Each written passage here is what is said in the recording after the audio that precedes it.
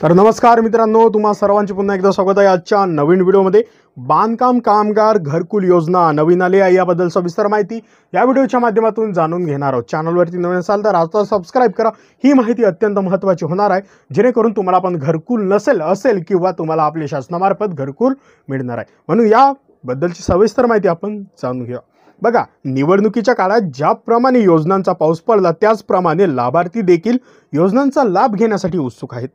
सरकारने राज्यातील सर्व जनतेकरिता विविध योजना वेगवान गतीने राबवण्यास सुरुवात केली आहे। त्याचपैकी एक योजना म्हणजे बांधकाम कामगार घरकुल योजना। ही देखील योजना बांधकाम कामगार नोंदणीकृत आहे। खास त्यांच्यासाठी ही योजना राबवण्यात येत आहे। म्हणजे ज्या लाभार्थ्यांनी, जे कामगार आहेत, त्यांनी इतर बांधकाम जो विभाग आहे महाराष्ट्र राज्य आपलं, त्याचे जे नोंदणी केली आहे त्यांच्यासाठी ही योजना आहे। बांधकाम कामगारांसाठी फक्त हीच योजना नव्हे, तर बांधकाम कामगार शिष्यवृत्ती योजना, आरोग्यविषयक योजना, शिक्षण खर्च योजना, आवश्यक वस्तूची पेटी यांसारख्या अनेक योजनांची सुरुवात पण ही आहे। आपण आज या व्हिडिओच्या माध्यमातून महाराष्ट्र राज्य बांधकाम कामगार घरकुल योजनेसाठी कोण पात्र असेल, या योजनेचा लाभ कुणाला मिळणार आहे, कोणती कागदपत्रे असणार आहेत, या योजनेमार्फत किती अनुदान मिळणार आहे, या सर्व बाबींवर आपण या व्हिडिओच्या माध्यमातून पॉइंट जाणून घेणार आहोत। तत्पूर्वी चला तर मग तुमचं सुरू करूया आजच्या तुमचा वेळ न वाया घालवता व्हिडिओला। बांधकाम कामगार घरकुल योजना काय आहे त्याबद्दल जाणून घेऊया। सरकारमार्फत नोंदणीकृत बांधकाम कामगारांना या योजनेचा लाभ मिळणार आहे, परंतु बांधकाम कामगार घरकुल योजनेचा फॉर्म भरणे अनिवार्य राहणार आहे।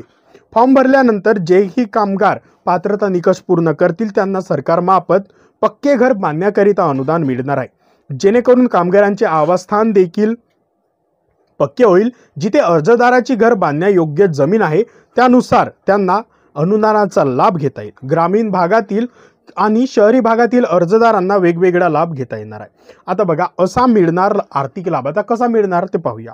ग्रामीण भागातील पात्र बांधकाम कामगाराला 1 लाख रुपये मिळणार आहेत। त्याच्यानंतर नगर परिषद क्षेत्रात मोडणाऱ्या बांधकाम कामगारास 1.5 लाख रुपये अनुदान मिळणार आहे। त्याच्यानंतर महानगरपालिका क्षेत्रातील कामगारास 2 लाख रुपये अनुदान या योजनेमार्फत दिले जाते। त्याच्यानंतर मुंबई महानगर क्षेत्रातील कामगारास 2 लाख रुपये प्राप्त होणार आहेत। आता बांधकाम कामगार घरकुल योजना ज्या याच्यासाठी पात्रता काय असणार आहे बघा। कामगार अर्ज करेल त्याचे वय 18 ते 60 वर्षाच्या दरम्यान असले पाहिजे। त्याच्यानंतर अर्जदार किमान 15 वर्षापूर्वी तरी महाराष्ट्रात वास्तव्य करत असावा। त्याच्यानंतर कामगाराने 1 वर्षातील किमान 90 दिवसापेक्षा किंवा अधिक दिवस बांधकाम कामगार म्हणून काम केलेले आवश्यक असणे पाहिजे, त्यांच्याकडे प्रमाणपत्र असलं पाहिजे। त्याच्यानंतर अर्जदार हा नोंदणीकृत बांधकाम कामगार असावा, तेव्हा त्याला बांधकाम कामगार घरकुल योजनेचा लाभ घेता येईल। बघा, हे आहेत पात्रता व निकष। त्याच्यानंतर आपण बघूया या योजनेचा लाभ घेण्याकरिता पात्रता अटी काय आहेत। अर्जदार हा मूळचा रहिवासी असणे आवश्यक आहे। त्याच्यानंतर बाहेर राज्यातील कुठल्याही बांधकाम कामगारास या योजनेचा लाभ मिळणार नाही।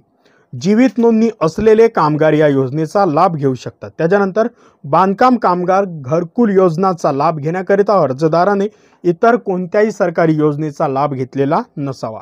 त्याच्यानंतर अर्जदाराचे वय 18 पेक्षा ते अधिक पण 60 पेक्षा कमी असणे आवश्यक आहे। त्याच्यानंतर कामगाराचे स्वतःचे पक्के घर नसावे। त्याच्यानंतर बांधकाम कामगार घरकुल योजनेचा लाभ घेण्याकरिता कच्चे अथवा पडके जुने घर असणे गरजेचे आहे। त्याच्यानंतर कामगाराकडे स्वतःच्या मालकीची जमीन असेल तर त्यांना आर्थिक मदत दिली जाईल। आता बघा, ही माहिती पाहिली। आता त्याच्यानंतर कागदपत्रे काय असणार आहेत। त्याच्यानंतर तुमचे स्वतःचे आधार कार्ड, त्याच्यानंतर तुमच्याकडे पॅन कार्ड असणे आवश्यक आहे। त्याच्यानंतर रहिवासी दाखला, त्याच्यानंतर 90 दिवस काम केल्याचे तुमच्याकडे प्रमाणपत्र असणे आवश्यक आहे। त्याच्यानंतर तुमचा कायमचा पत्ता पुरावा पाहिजे। त्याच्यानंतर ईमेल ID तुमच्याकडे असणे आवश्यक आहे। तुमचं मोबाईल क्रमांक, काम करत असलेल्या कामाचे ठिकाण, त्याच्यानंतर नोंदणी अर्ज, त्याच्यानंतर 3 पासपोर्ट साईज फोटो, त्याच्यानंतर बँकेच्या पासबुकची झेरॉक्स, त्याच्यानंतर तुमच्या जन्माचा दाखला, ठेकेदाराकडून काम करत असल्याचा दाखला पाहिजे। त्याच्यानंतर महानगरपालिकेचे बांधकाम कामगार असल्याचे प्रमाणपत्र, ग्रामसेवकांचे बांधकाम कामगार असल्याचे प्रमाणपत्र आणि स्वयंघोषणापत्र।